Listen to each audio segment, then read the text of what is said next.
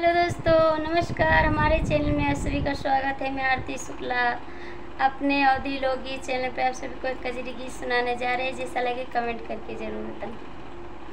कि झलुआ बांध करा बनवारी, हम घर मारे जावैना।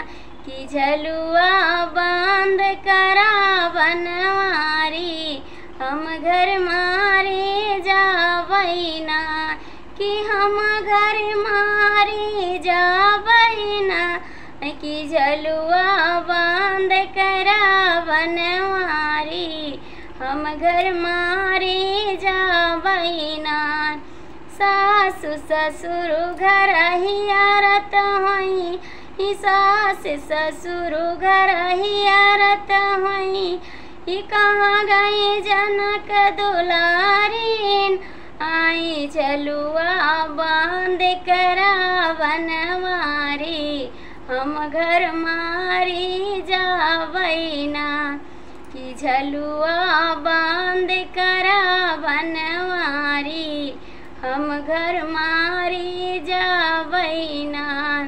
जेठ जेठानी घर हियारत होई, जेठ जेठानी घर हियारत है। कहाँ गए जनक दुलारी ना।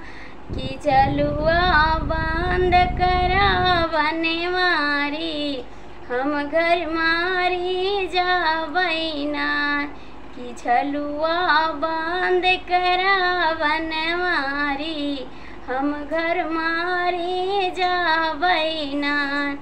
प्यारे बलम घर हियारत है, प्यारे बलम घर हियारत होई है। कहाँ गए जनक दुलारी नाई, झलुआ बांध करा बनवारी, हम घर मारी जावैना। कि झलुआ बांध करा बनवारी, हम घर मारी जावैना।